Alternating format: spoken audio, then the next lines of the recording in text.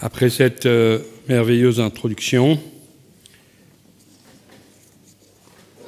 nous avons l'honneur de recevoir encore une fois, la chance de recevoir encore une fois notre chazan, notre chantre, M. Raphaël Marciano, venu spécialement d'Israël,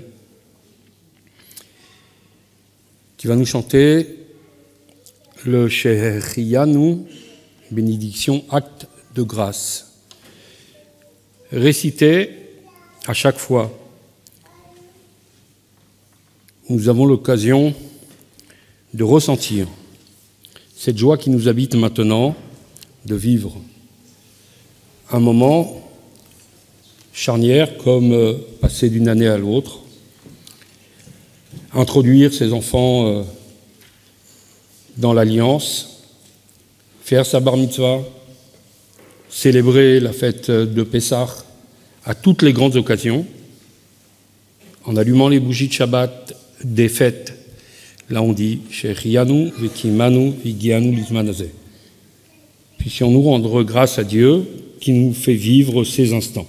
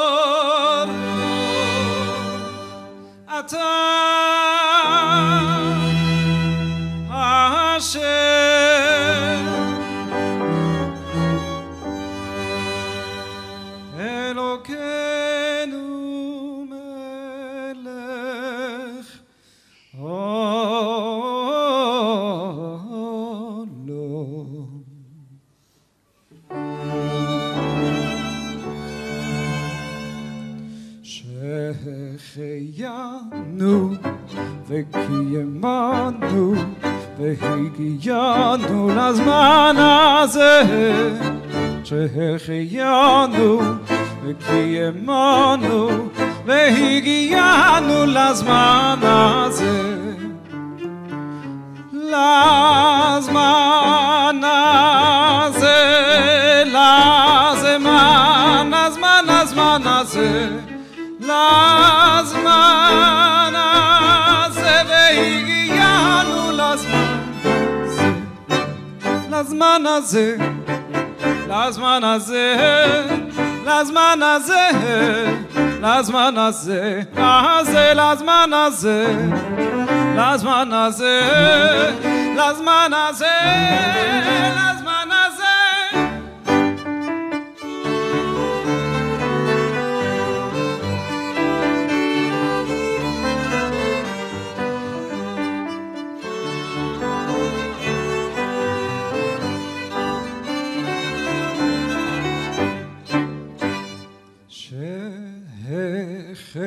יאנו וקיימנו ויאנו לזמן הזה, שכנו וקיימנו ויאנו הזה, שכנו וקיימנו ויאנו לזמן הזה, שהחיינו וקיימנו ויאנו הזה, הזה, הזה.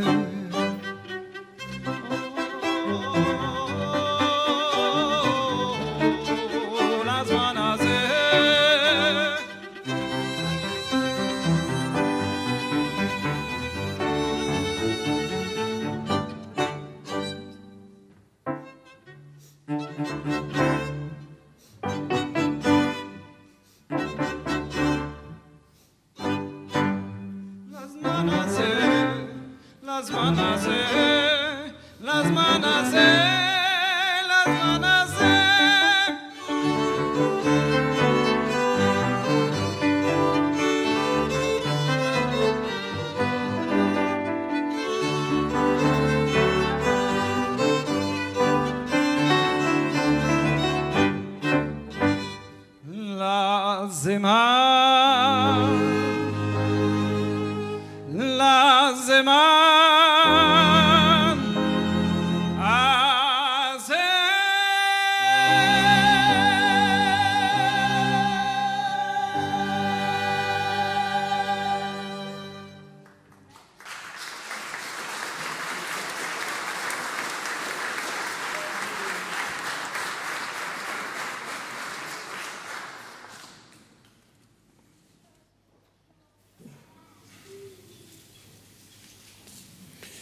C'est avec encore plus d'applaudissements que je vais vous demander d'accueillir notre président.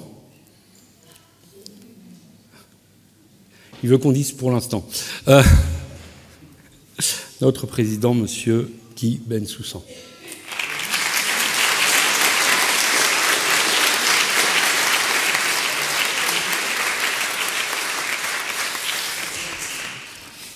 Merci pour cet accueil chaleureux.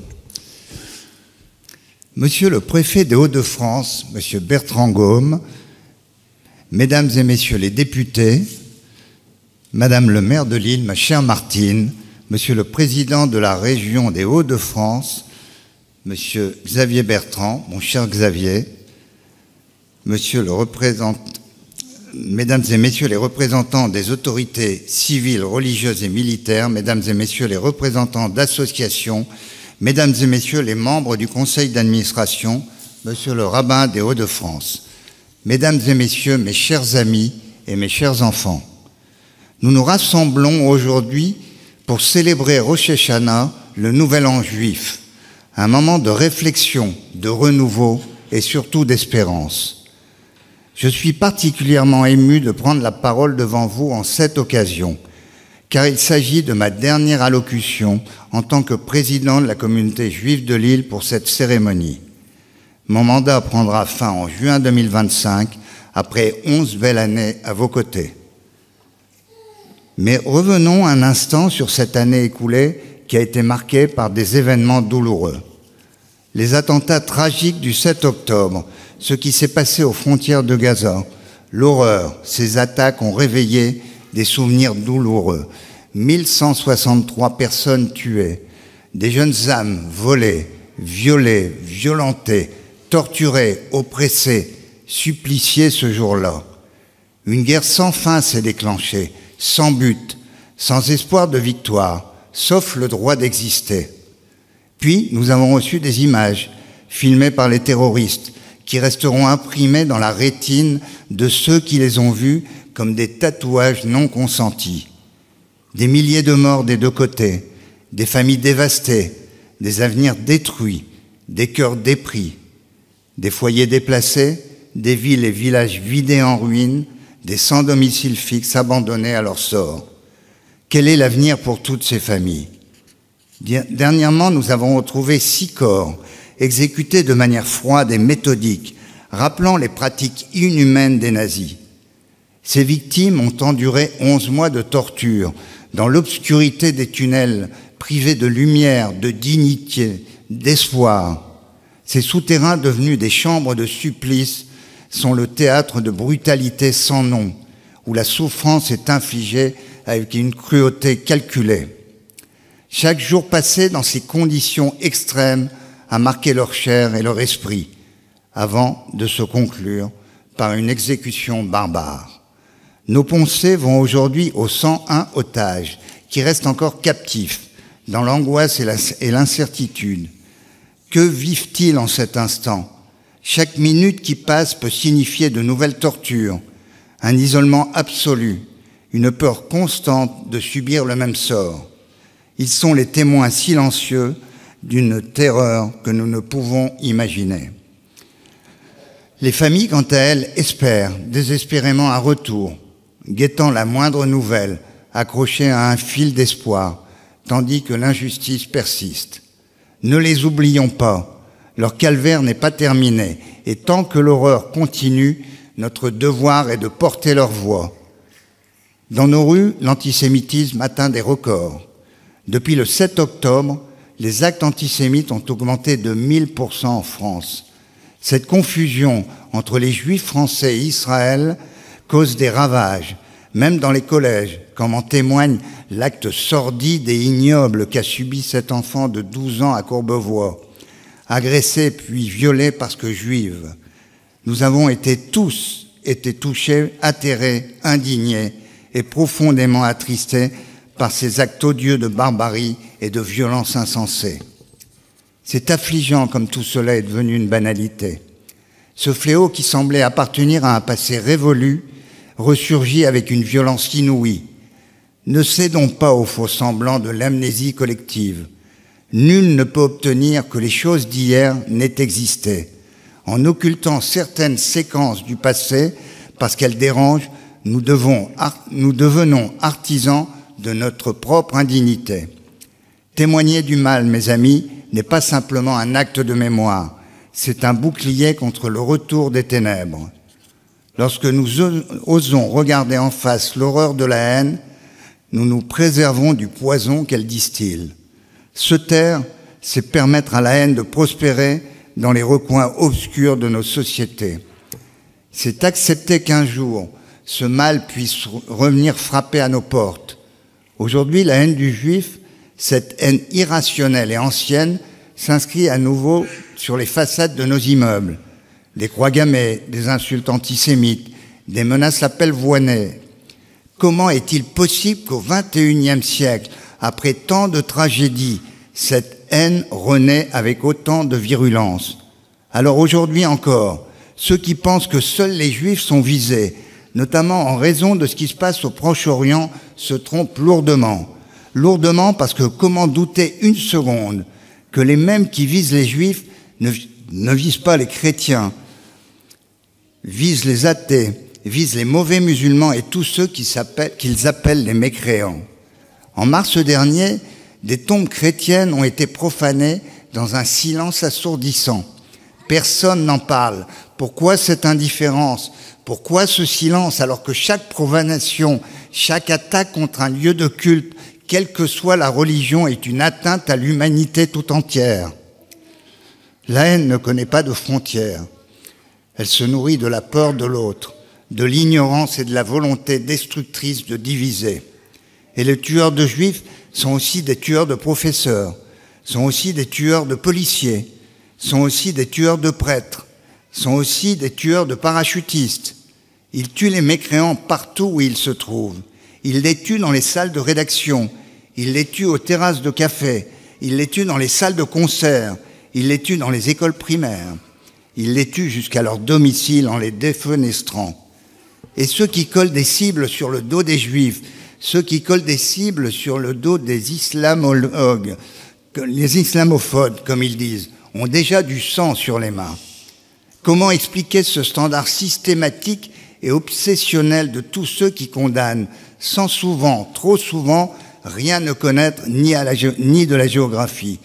Nous l'avions vu avec la leader de la France insoumise, incapable de situer le Jourdain sur une carte, ni de l'histoire, ni de la réalité de la situation au Proche-Orient. Le Hamas n'est pas seulement une menace pour Israël, mais pour toutes les sociétés ouvertes, tolérantes et démocratiques. Leur idéologie repose sur l'extermination de ceux qu'ils considèrent comme des ennemis. Et cet extrémisme s'étend bien au-delà des frontières du Proche-Orient.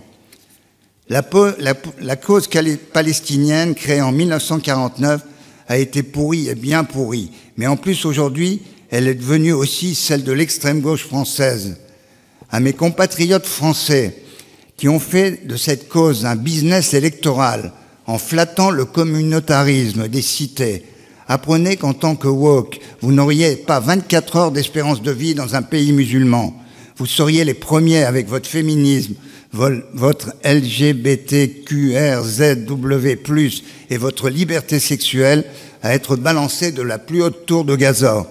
Vous prétendez défendre le droit des opprimés, mais où étiez-vous pour toutes ces femmes iraniennes enlevées, séquestrées, violées, mutilées? Où étiez-vous pour ces milliers de femmes et d'enfants en Syrie, abandonnés dans l'horreur? Où étiez-vous pour le Yémen plongé dans la famine, où 12 000 enfants ont péri dans l'indifférence? Où étiez-vous pour le Soudan, où les atrocités, les massacres, les viols et les déplacements forcés continuent de détruire des vies et de plonger le pays dans le chaos? Vous glorifiez un ennemi qui nous détruit de l'intérieur. Vous vénérez Oussama Ben Laden sur TikTok, transformant le terrorisme en acte de bravoure, réduisant les exécutions à de simples détails. Vous niez les viols, les tortures et les souffrances. Leurs combattants se nourrissent de la douleur, devenant des ténors du mal que vous cherchez à innocenter. Quand ils seront en Occident imposant leur idéologie, est-ce à ce moment-là que vous vous lèverez enfin pour défendre nos droits? malheureusement, il sera déjà trop tard. La presse et les médias ne se concentrent que sur des images qui frappent, qui choquent, qui suscitent des émotions fortes. Ces images poignantes d'enfants et de villes en ruine ne montrent qu'une partie d'une réalité complexe. Elles suscitent notre empathie et influencent nos actions, mais restent une version soigneusement éditée de la réalité. Je ne dis pas que ces images ne sont pas réelles ou importantes. Elles le sont, mais elles ne sont pas toute la réalité. Entre nous, vous ne demandez pas comment font les membres du Hamas pour se payer des armes et des roquettes alors qu'ils disent mourir de faim, sans parler qu'ils pillent les convois humanitaires pour revendre les denrées 10 fois leur valeur. Ça ne vous fait pas réfléchir? Alors j'encourage vivement ces compatriotes à faire preuve de décence et donc de s'abstenir de donner des leçons à Israël en ce moment et de manière générale de toute façon. Israël se défend contre la bête immonde du terrorisme et de l'islamisme. Mais cela n'intéresse personne, car pour eux, Israël est coupable par nature, exactement comme les Juifs l'étaient auparavant en tant qu'individus. Et la question lancinante qui se pose, est-ce qu'un jour tout cela va cesser? Jamais je n'aurais pensé vivre cela, à réfléchir comme mes parents, reproduire ou pas des schémas d'avant-guerre. Je ne peux pas parler au nom de tous les Juifs de France, mais je sais qu'autour de moi, beaucoup se posent la même question. Peut-on demeurer dans un pays où la sécurité de nos enfants n'est pas garantie? Dans notre culture, on dit qu'un juif ne meurt jamais à l'endroit où il est né. La première fois qu'on m'en a parlé, je n'y ai pas cru. Et puis j'ai remonté le fil de mon arbre généalogique. Suis-je devenu paranoïaque? Est-ce que je grossis un trait qui n'est pas si épais? Est-ce que ça va se tasser? Il faudra se souvenir de ce 7 octobre 2023 comme d'un jour funeste qui a changé la perspective de chaque juif dans le monde, comme d'un jour funeste où le Hamas a ouvert la boîte de Pandore remplie de haine. Car depuis ce jour, chaque juif, où qu'il se trouve sur la planète, a le droit de se sentir en danger. Depuis ce jour, chaque juif se sent pris en otage par la société. Depuis ce jour, j'ai une plaie béante dans mon cœur bleu-blanc-rouge et des coups de scalpel dans mon passeport marron. Depuis ce jour, j'aspire à redevenir celui que j'étais. Ces événements ont été un rappel brutal des défis auxquels nous sommes confrontés en tant que communauté. Mais dans ces moments de douleur, nous avons ressenti un profond sentiment de solidarité et de soutien, non seulement au sein de notre communauté, mais aussi de la part de nos concitoyens de toute confession. Ce soir, je tiens à nouveau à vous en remercier. Face à ces événements tragiques, nous aurions pu succomber à la peur et à la haine. Nous aurions pu nous laisser emporter par le désespoir et la colère. Nous aurions pu ériger des murs de méfiance entre nous, nous replier sur nous-mêmes et chercher à nous protéger en nous isolant des autres. Face à ces événements tragiques, il aurait été compréhensible, humain, de vouloir se retirer, de fermer nos portes et nos cœurs par peur que la violence ne frappe à nouveau. Mais nous avons choisi une autre voie. Nous avons choisi de rester ouverts, de continuer à croire en la possibilité d'un avenir commun. Nous avons choisi de tendre la main à nos voisins, de renforcer nos liens avec les autres communautés religieuses et civiles. Nous avons choisi de répondre à la haine par l'amour, à la division par l'unité, à la destruction par la construction. Ensemble, nous avons démontré que face à l'adversité, la solidarité et la résilience sont nos meilleures armes. Nous avons choisi de transformer la peur en courage, la colère en action positive, la douleur en un engagement renouvelé pour la paix et la fraternité. Le futur nous appelle à rester vigilants et déterminés. La crainte de l'inconnu est légitime, mais elle ne doit pas nous paralyser. Nous devons continuer à bâtir une société où chacun, quelle que soit son origine ou sa croyance, trouve sa place et se sent respecté.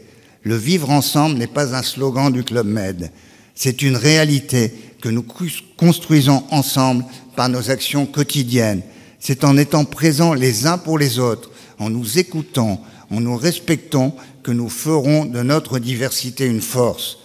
La montée de l'extrême droite et de l'extrême gauche lors des dernières élections est un autre appel des tensions qui traversent notre société. Ces tendances expriment des inquiétudes et des frustrations légitimes, mais nous rappellent également la nécessité de rester vigilants contre les discours de division et de haine. Force est de constater que dans notre monde actuel, ce n'est pas uniquement du côté du pouvoir que les oppresseurs se présentent, mais aussi du côté du contre-pouvoir. Au nom du peuple dont ils s'attribuent seuls le droit de le représenter, ils se posent en victime de la société, en possesseurs d'une vérité bien cachée au peuple, mais qu'ils sont les seuls à détenir. Ils ont des discours stéréotypés, ne font surtout pas appel à notre intelligence. Ils banalisent les propos les plus haineux, les plus abjects, les plus nauséabonds, et prétextent la liberté d'expression pour dire tout et n'importe quoi et assérer des contre-vérités de véritables mensonges. C'est contre cela que nous sommes chargés de lutter. En cette occasion, avec vous, je veux saluer ces femmes, ces hommes en uniforme et en civil qui sont engagés pour nous protéger et sécuriser nos lieux de culte tout au long de l'année, nous permettant de nous réunir en toute sécurité. Ils assurent l'ordre public et garantissent la sécurité de nos institutions, sans distinction de race, de sexe ou de religion. Et je souhaite également particulièrement remercier Monsieur le Préfet, Monsieur Bertrand Gomme et ses services pour leur protection, ainsi que Madame le maire, ma chère Martine.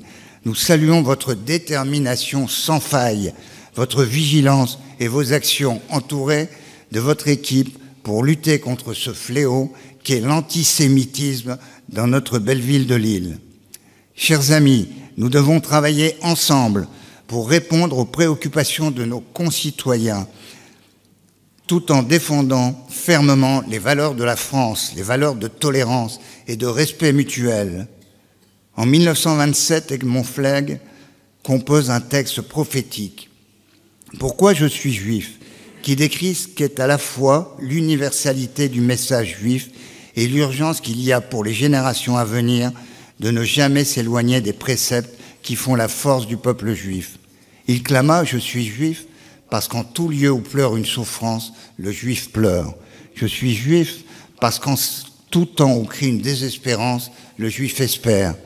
Et je suis juif parce que la promesse d'Israël est la promesse universelle.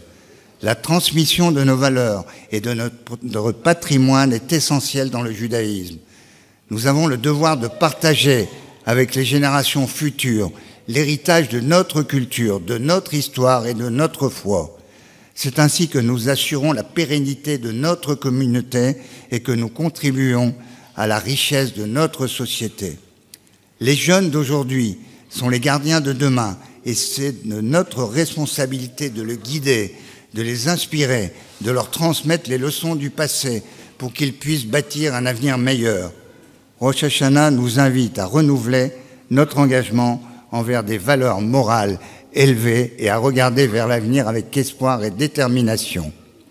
Cette période de lumière symbolise la possibilité de transformation personnelle et collective en inspirant chacun à se tourner vers des actions positives et à cultiver des liens plus forts avec sa communauté. J'ai eu l'honneur de servir et de représenter cette belle communauté pendant 11 ans. Ensemble, nous avons réalisé de nombreux projets, des conférences enrichissantes et ouvertes à tous, des commémorations émouvantes, des initiatives de mécénat, la création d'une bibliothèque, organisation de voyages culturels, sans oublier nos moments partagés autour d'un repas lors de nos kidouches le Shabbat et à chacune de nos fêtes. Mais notre plus belle réussite, c'est la rénovation à l'identique de notre synagogue, lieu symbolique de notre foi et de notre histoire commune. Avec l'aide de la mairie de Lille, du conseil régional, de la DRAC, de la Fondation du Crédit Agricole, sans oublier nos mécènes et nos généreux donateurs sans qui cette aventure n'aurait été possible. Ces réalisations, je les dois à vous tous, à votre engagement, à votre soutien et à votre dévouement. Nous pouvons être fiers de ce que nous avons accompli ensemble et je suis confiant en l'avenir de notre communauté. Je suis certain que nous continuerons à avancer sur ce chemin de paix, de respect et de solidarité. Je tiens à remercier chacun d'entre vous pour ces 11 années de confiance et de collaboration. Merci aux élus, aux représentants des cultes, aux militaires, aux forces de l'ordre et à tous ceux qui ont œuvré à nos côtés. Merci à vous, membres de la communauté juive de Lille, pour votre engagement et votre soutien indéfectible. Merci bien entendu au rabbin et merci au conseil d'administration et particulièrement à notre vice-président Éric Ziza pour son soutien, ainsi qu'à notre responsable de la culture, Fabienne Salzberg, sans qui toutes ces actions et conférences n'auraient pas pu voir le jour. Ensemble, nous avons toujours œuvré avec une intention particulière à l'unité et à la cohésion, en travaillant sans relâche à bâtir des liens solides, non seulement pour notre propre communauté, mais également avec les autres communautés religieuses et laïques de l'île. Cette collaboration est essentielle pour favoriser un climat de respect mutuel et de compréhension. Je souhaite à tous une année douce et paisible, pleine de bonheur, de santé, de prospérité et de paix. Que cette nouvelle année soit marquée par la paix et l'harmonie. Que vous soyez tous inscrits dans le livre de la vie. Shana Tova.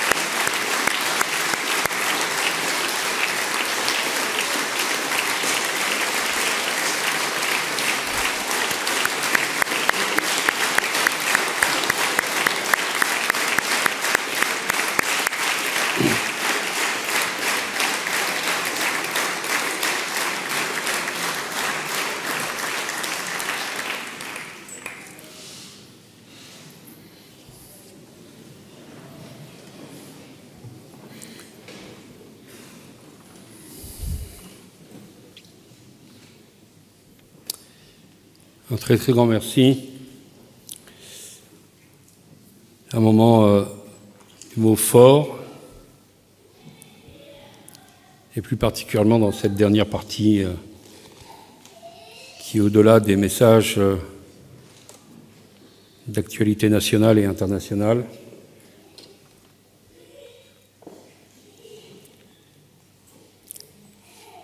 vous avez su toucher nos cœurs en parlant de notre communauté et de votre action. Nous allons recevoir maintenant notre Chazan pour un passage Mimkomcha Malkenu Tofia.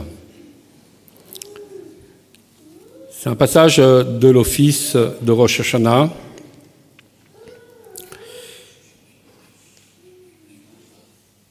qui correspond totalement aux requêtes, aux réclamations que le peuple d'Israël a au moment où il se présente devant Dieu le jour de Rosh Hashanah. En ces moments obscurs, ces moments où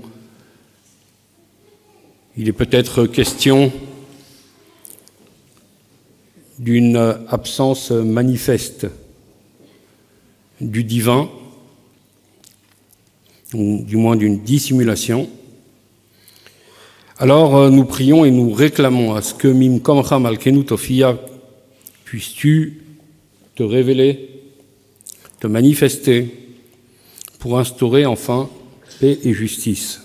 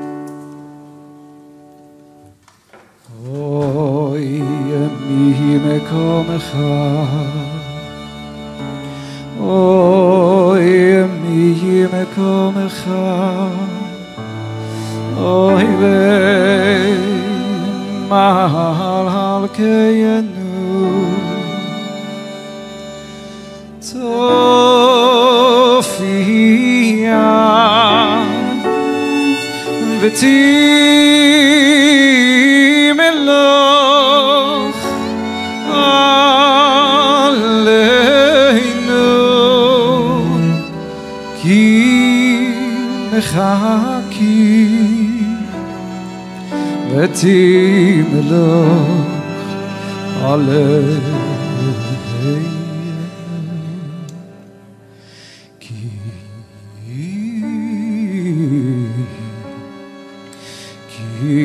כי מחכים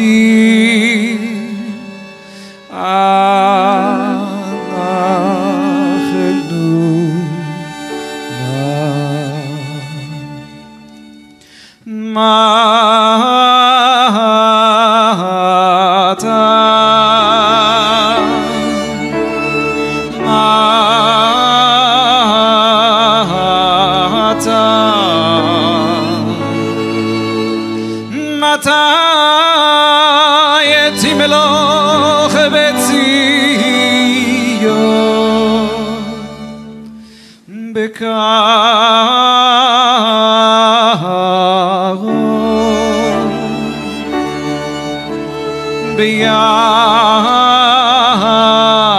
בימינו לעולם ועד תשכון תתגדל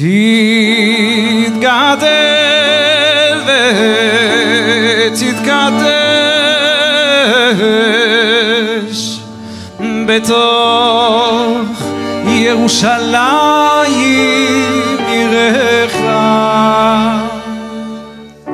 לדור ודור לדור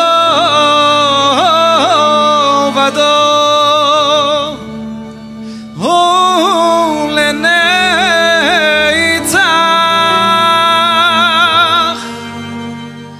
נצח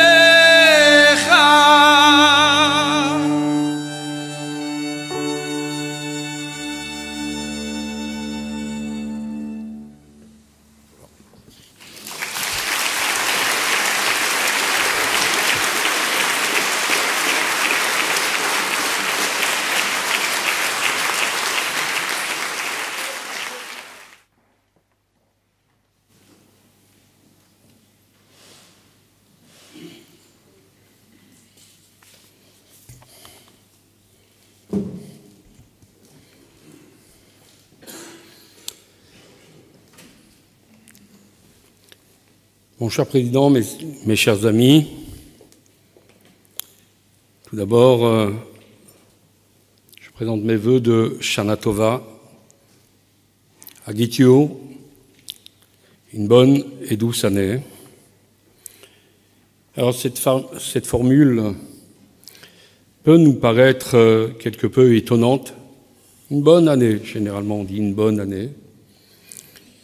Mais chez nous, dans la communauté juive, on se souhaite une bonne et douce année. Simplement parce que nous avons la foi dans le fait que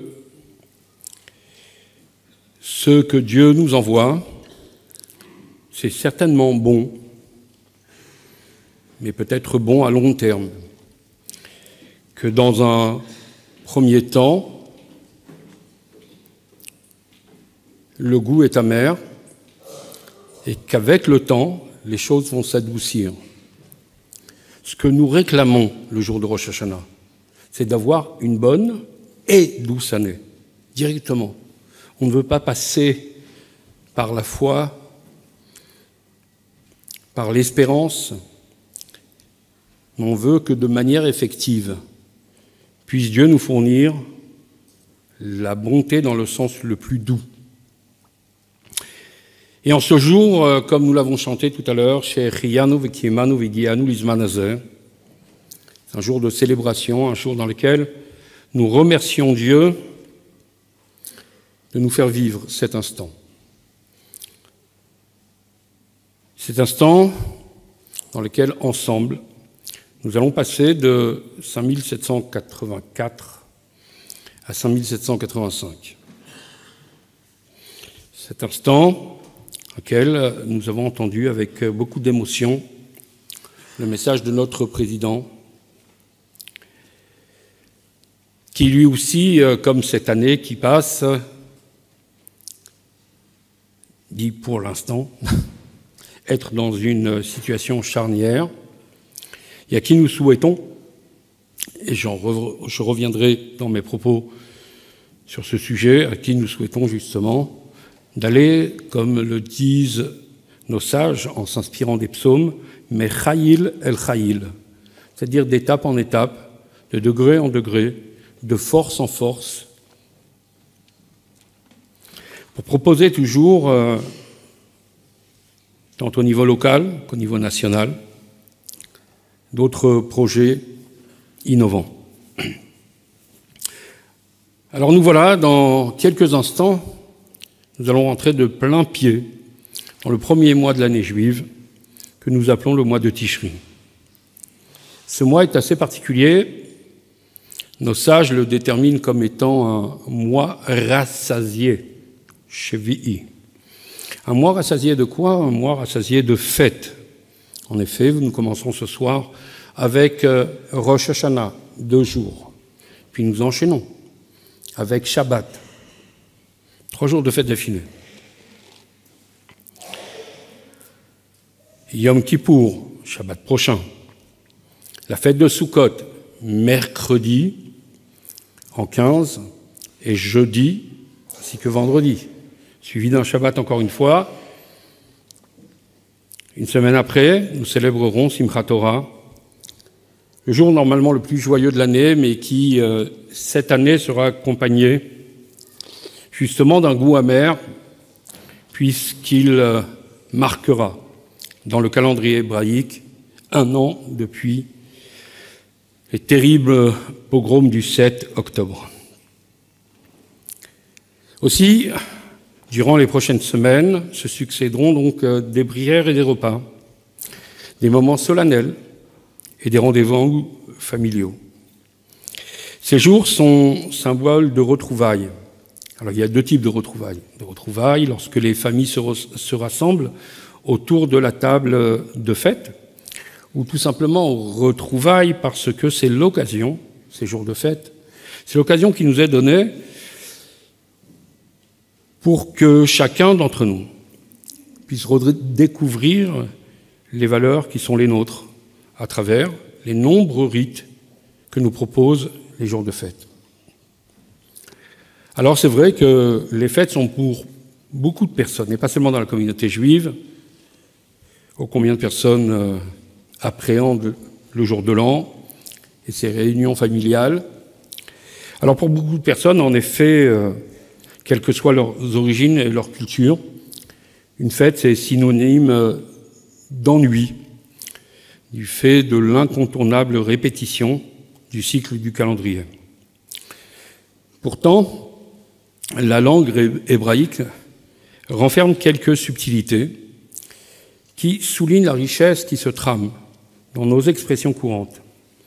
Alors, pour ceux qui ont suivi BFM TV ce matin, il disait que nous allons célébrer la Shana Tova.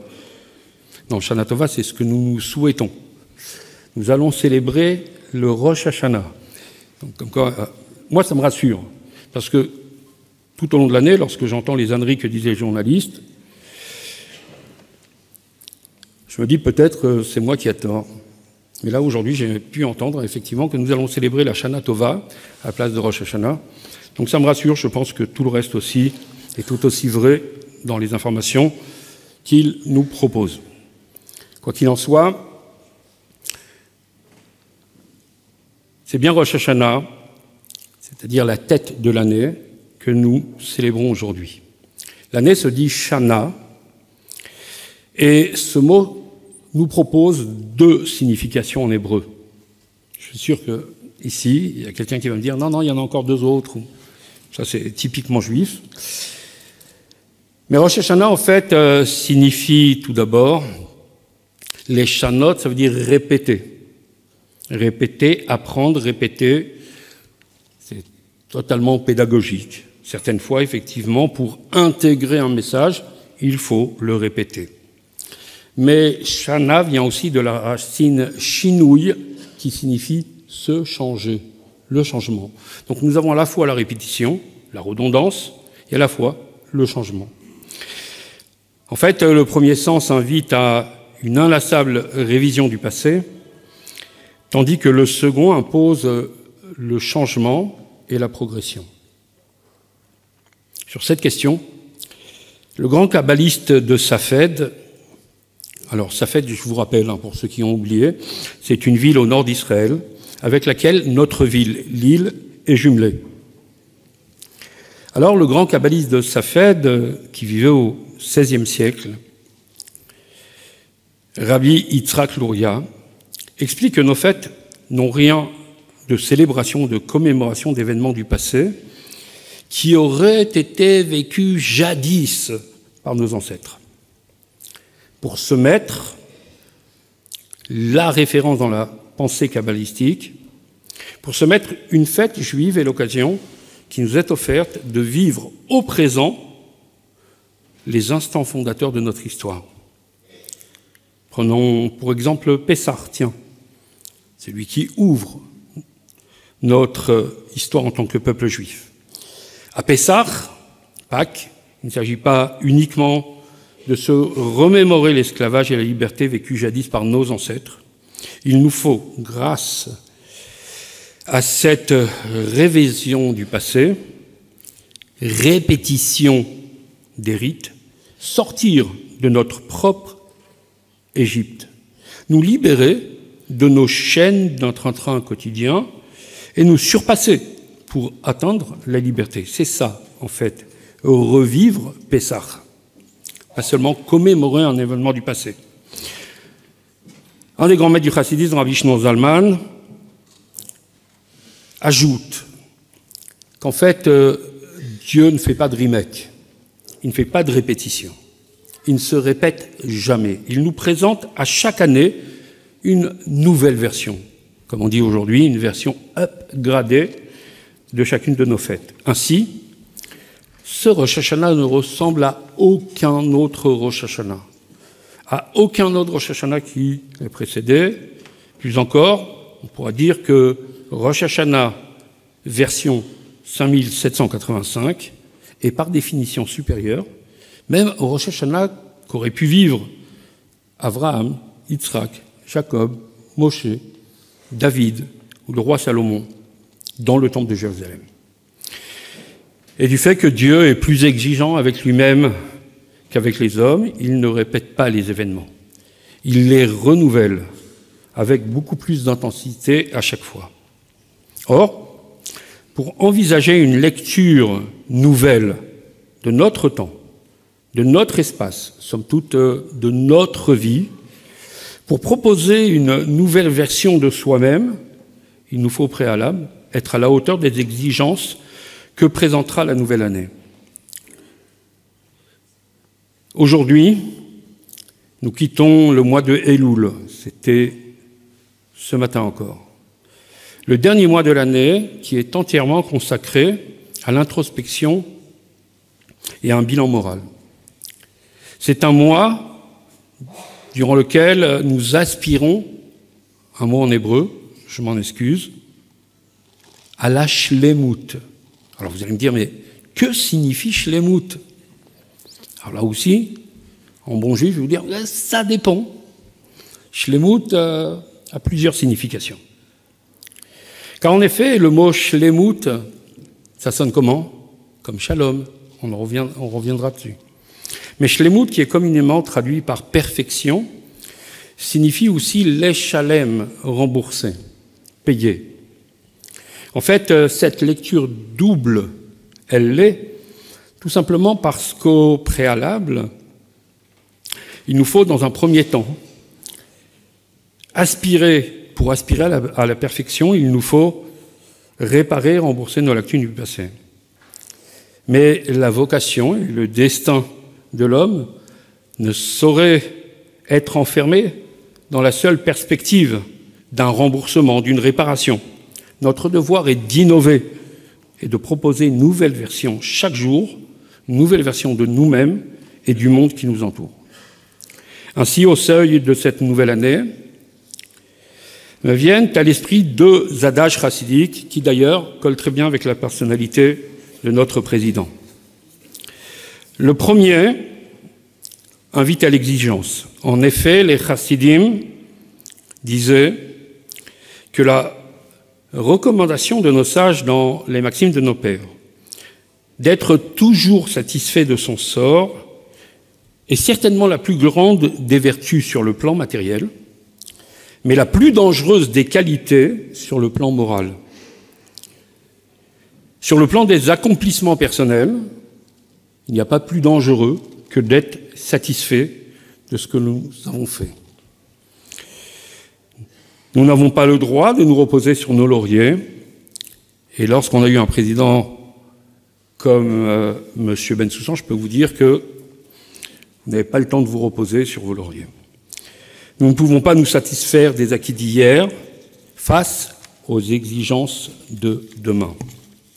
Et puis, le deuxième enseignement de ces chassidim était que, tout comme l'homme a le devoir de reconnaître ses lacunes, il est impératif qu'il soit conscient de ses atouts et de ses succès.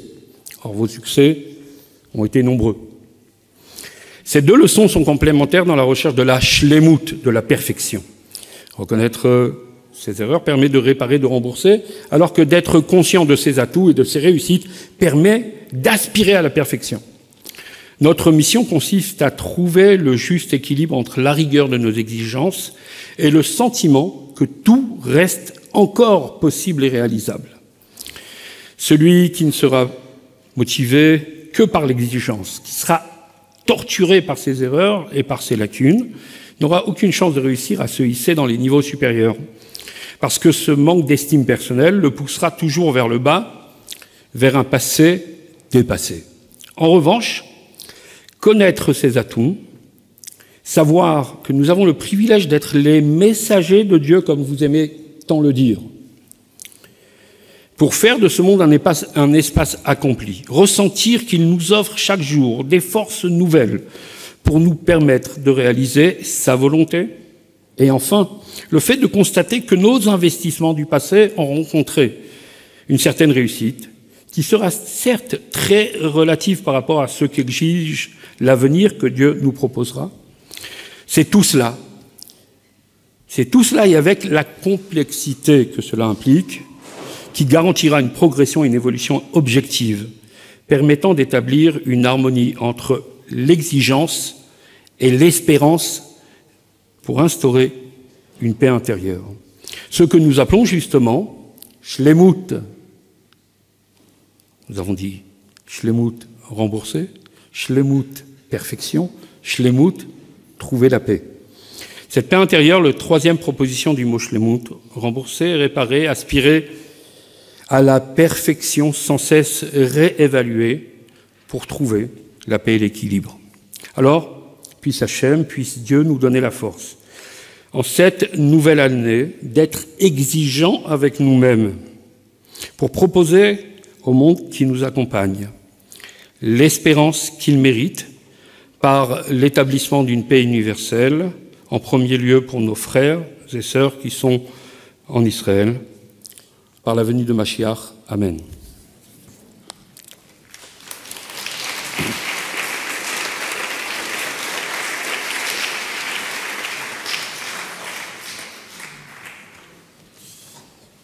Alors, vous allez devoir me supporter encore une petite minute parce que je voudrais qu'on fasse une ovation particulière pour mon épouse qui m'a supporté pendant ces 11 années au niveau de mes absences, de mes exigences, ainsi que toute ma famille, mes petits-enfants et mes enfants, et mes belles-filles.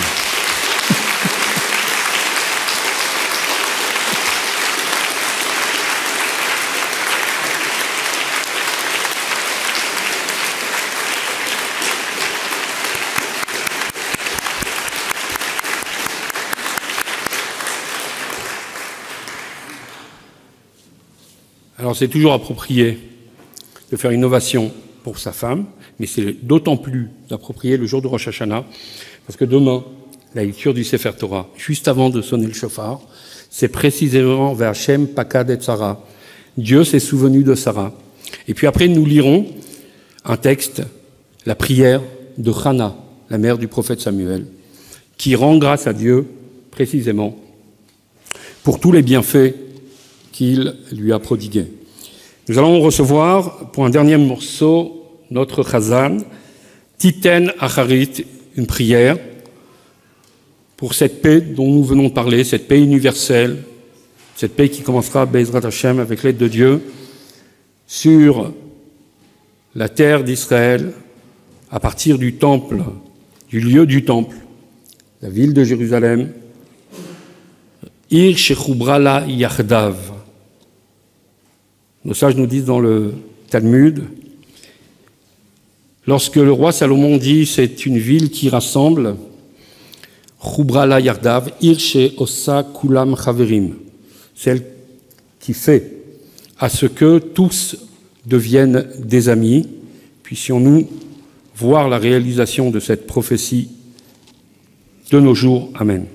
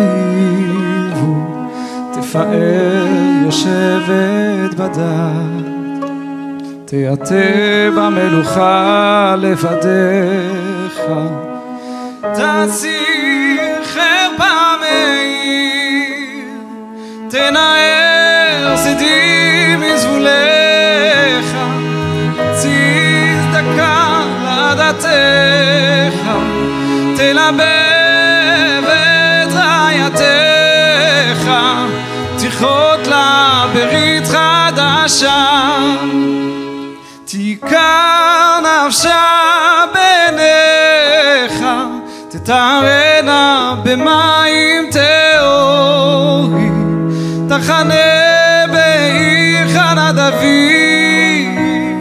תזקוף קומת תמרה.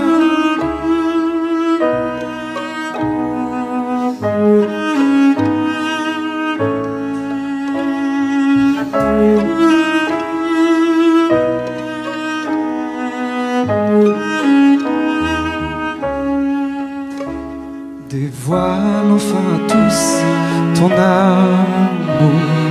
présence au sein de notre terre annonce la délivrance de notre exil et dévoile la fin des temps. Établis ton camp dans la ville de David, que l'on redresse cette nuque qui a su. Proclame à tous ton amour et règne parmi nous. Dévoile enfin à tous ton amour, ta présence au sein de notre terre. Viens, viens, car nous t'attendons. Dis-le-nous, on se le dira.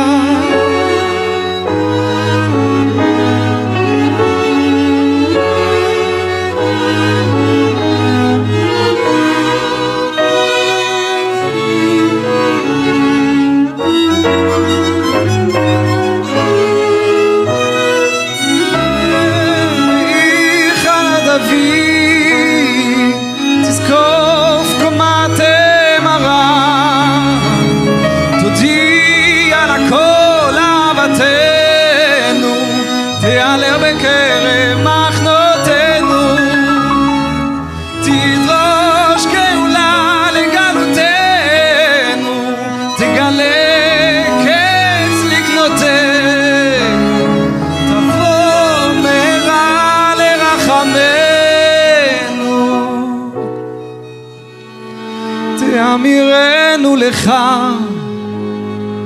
ונאמירך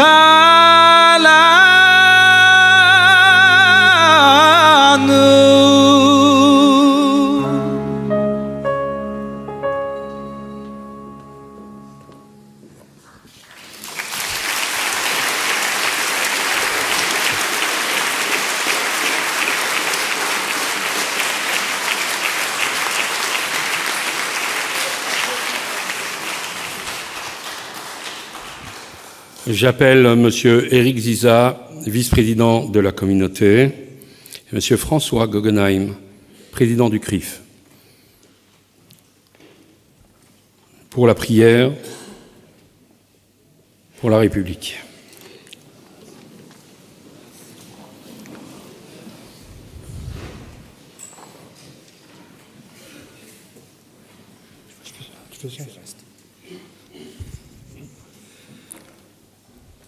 Dieu éternel, créateur et maître de l'univers, la force et la puissance t'appartiennent.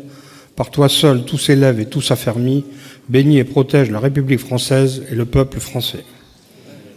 Éclaire ceux qui président aux destinées de l'État afin qu'ils fassent régner dans notre pays la paix et la justice. Que la France vive heureuse et prospère, qu'elle soit forte et grande par l'union et la concorde et conserve son rang glorieux au sein des nations. Que la France, berceau des droits de l'homme, défende en tout lieu et en tout temps le droit et la liberté. Que l'Éternel accorde sa protection et sa bénédiction à nos forces de l'ordre, à nos soldats qui s'engagent dans notre pays et partout dans le monde pour défendre la France et ses valeurs.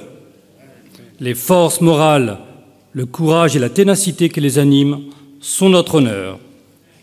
Accueille favorablement nos vœux. Que les paroles de nos lèvres et les sentiments de notre cœur trouvent grâce devant toi, ô Éternel, notre Créateur et notre Libérateur. Amen.